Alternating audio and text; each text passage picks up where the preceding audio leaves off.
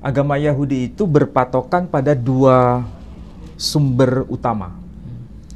Yang saya maksud pertama itu adalah Torah Sebikhtab, yakni Taurat yang tertulis, yang kita kenal dengan Perjanjian Lama atau The Old Testament, atau orang-orang Yahudi menyebutnya untuk era modern dengan sebutan Tanakh, atau singkatan dari Torah, Nevi'im, Ketuvim.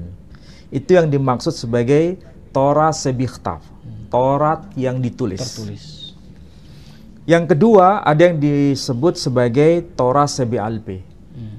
Artinya Taurat yang dilisankan.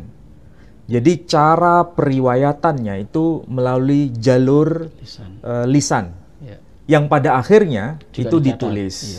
Tapi itu penulisannya periode belakangan.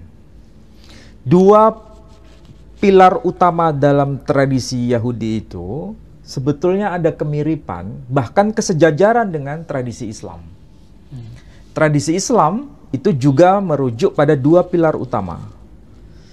Yang kalau disebut, pertama itu adalah Al-Quranul Karim, itu sejajar dengan Torah Sebikhtab, atau Torah tertulis. Sedangkan hadis itu dikenal dengan sebutan musnad. Ada musnad Imam Ahmad, ada musnad yang lain-lain juga. Tapi yang kita kenal sebutan dengan istilah musnad atau kitab sunan. Tapi rata-rata kita sebut dengan sebutan kitab sahih, kitab sunan, dan musnad. Semua itu bisa dikategorikan sebagai Torah Sebe'alpeh, Taurat yang dilisankan.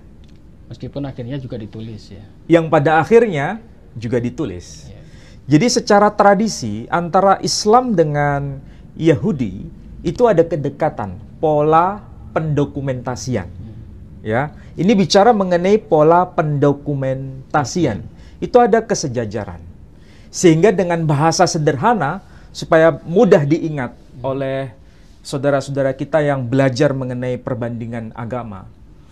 Yahudi itu sebetulnya Islam kuno. Yahudi Islam kuno. Sedangkan Islam kita ini disebut Yahudi modern. Ini bahasa yang ekstrim sebetulnya. Ya.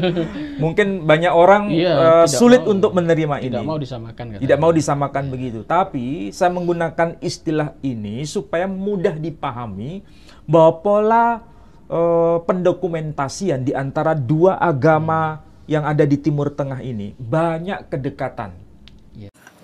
Beliau seorang profesor, seorang dosen, doktor, dan boleh dikatakan seorang antropolog, yaitu Bapak Profesor Dr. Menahem Ali. Tepuk tangan.